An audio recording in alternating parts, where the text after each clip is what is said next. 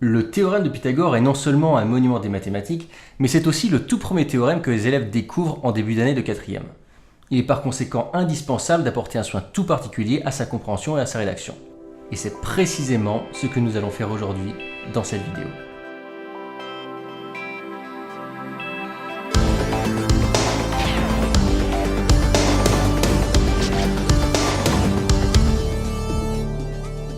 Dans cette vidéo, nous nous pencherons uniquement sur le sens direct du théorème de Pythagore qui permet de calculer des longueurs dans un triangle rectangle. La contraposée et la réciproque seront traitées dans un deuxième temps. L'énoncé du théorème de Pythagore est le suivant. Dans un triangle rectangle, le carré de la longueur de l'hypoténuse est égal à la somme des carrés des longueurs des deux autres côtés. Il faut tout d'abord rappeler qu'un triangle rectangle est un triangle qui possède un angle droit. Ensuite, un angle droit est un angle qui mesure 90 degrés. Enfin, dans un triangle rectangle, on appelle hypoténuse le côté qui est situé à l'opposé de l'angle droit.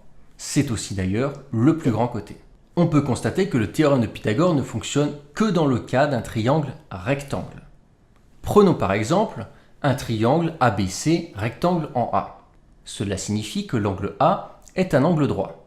Par conséquent, l'hypoténuse est le côté BC. Le théorème de Pythagore nous parle du carré de la longueur de l'hypoténuse. L'hypoténuse étant BC, le carré de la longueur de l'hypoténuse est donc BC au carré. Le théorème de Pythagore nous dit que BC au carré va être égal à quelque chose. On note donc le signe égal. BC carré est égal à quoi? Il est égal à la somme des carrés des longueurs des deux autres côtés. Une somme est une addition, on met donc un signe plus. Le carré de la longueur des deux autres côtés. Les deux autres côtés sont AB et AC. Le carré de leur longueur sont donc AB au carré et AC au carré. On obtient par conséquent la formule suivante. BC au carré est égal à AB au carré plus AC au carré. Certains professeurs appellent cette égalité l'égalité de Pythagore. On peut d'ailleurs retrouver facilement cette formule en constatant que le plus grand côté, à savoir BC, est seul à gauche, et que pour le calculer, il faut additionner les carrés des deux plus petits côtés que l'on retrouve à droite. En poursuivant le raisonnement, si l'on cherche la longueur d'un petit côté, comme par exemple AB, on peut écrire que AB au carré va être égal non pas à BC carré plus AC carré, ce qui n'aurait pas de sens d'ajouter un grand et un petit pour trouver un petit, mais à BC au carré moins AC au carré, donc grand carré moins petit au carré. On se retrouve donc avec trois formules selon le côté que l'on cherche. BC au carré qui est égal à AB carré plus AC carré si l'on cherche le plus grand côté, on additionne les deux petits au carré, ou alors AB au carré qui est égal à BC au carré moins AC au carré, petit est égal à grand moins petit, ou encore AC au carré qui est égal à BC au carré moins AB au carré. Le théorème de Pythagore sert donc à calculer des longueurs dans un triangle rectangle. Et nous allons voir dès maintenant deux exemples, l'un pour le calcul de l'hypoténuse, le plus grand côté, l'autre pour le calcul d'un petit côté, et puis un modèle de rédaction pour savoir bien rédiger. Commençons par le premier exemple. Considérons l'énoncé suivant. Soit DEF un triangle rectangle en D tel que DE est égal à 12 cm et DF est égal à 9 cm. Calculez la longueur EF. Une première chose à faire est un schéma afin de bien visualiser la situation. On a un triangle DEF, rectangle en D, donc l'angle D est un angle droit. Par conséquent, l'hypoténuse est EF, et on peut constater que EF est bien le plus grand côté. On va donc utiliser le théorème de Pythagore pour calculer la longueur EF. La démonstration peut commencer. Avant toute chose, il faut rappeler pourquoi on peut utiliser ce théorème. On commence par écrire le triangle DEF est rectangle en D, l'hypoténuse est EF. On invoque ensuite le théorème utilisé. D'après le théorème de Pythagore, on a. Et là, on réfléchit. On cherche EF, la longueur de l'hypoténuse qui est le plus grand côté. On va donc additionner les deux petits et les mettre au carré. On a alors EF au carré, le plus grand côté au carré, qui est égal à DE au carré, un petit côté au carré, plus DF au carré, l'autre petit côté au carré. Je peux maintenant remplacer les longueurs par des nombres. EF au carré est égal à DE au carré, donc 12 au carré, plus DF au carré, 9 au carré. Je calcule de tête, ou j'utilise la calculatrice. EF au carré est égal à 12 au carré, 12 fois 12, 144, plus 9 au carré, 9 fois 9, 81. Et donc, EF au carré est égal à 144 plus 81, 225. Et j'ai presque terminé.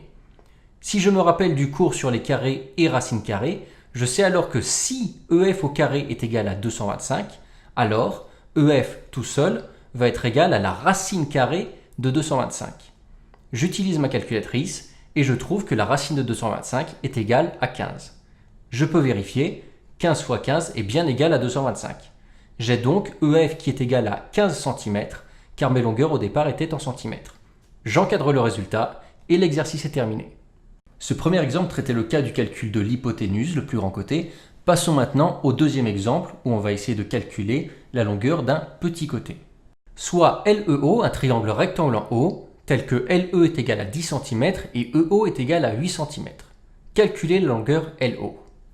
On refait un schéma et on a un triangle LEO, rectangle en haut, donc l'angle haut est un angle droit et l'hypoténuse, à savoir LE, est le plus grand côté. On peut d'ores et déjà constater que cette fois, le côté que l'on cherche est un petit côté. Commençons la démonstration. Le triangle LEO est rectangle en haut, l'hypoténuse est LE, d'après le théorème de Pythagore on réfléchit à nouveau car cette fois on cherche LO, un petit côté. On va donc effectuer une soustraction. Petit égale grand moins petit, le tout avec des carrés. Je cherche le côté LO, donc on a LO au carré, le côté que je cherche, qui est égal à LE au carré, le grand côté au carré, moins EO au carré, l'autre petit côté au carré. Je peux maintenant remplacer les longueurs par des nombres. LO au carré est égal à LE est égal à 10, donc 10 au carré, moins EO est égal à 8, donc 8 au carré. 10 fois 10 est égal à 100 et 8 fois 8 est égal à 64. LO au carré est donc égal à 100 moins 64. Et donc LO au carré est égal à 36. J'en déduis que LO tout seul sans carré est égal à la racine carrée de 36. Et donc LO est égal à 6 cm. Je peux vérifier mon résultat en voyant que 6 fois 6 est égal à 36 et que 36 plus 64 est bien égal à 100. J'encadre le résultat et l'exercice est terminé. Les erreurs classiques sont très nombreuses concernant ce théorème. Premièrement, le triangle doit toujours être rectangle, sans quoi il est inutile de chercher à l'appliquer. C'est pourquoi il est indispensable de toujours l'écrire sur votre feuille, avant même de penser à évoquer le nom de Pythagore. Deuxièmement, si vous utilisez le théorème de Pythagore, il faut le dire. Non seulement cela rapporte des points sur votre copie, mais en plus votre démonstration sera fausse si à aucun moment vous n'écrivez « d'après le théorème de Pythagore ». Ensuite, faites attention à ce que vous cherchez à calculer. Si c'est un grand côté, on additionne les deux petits.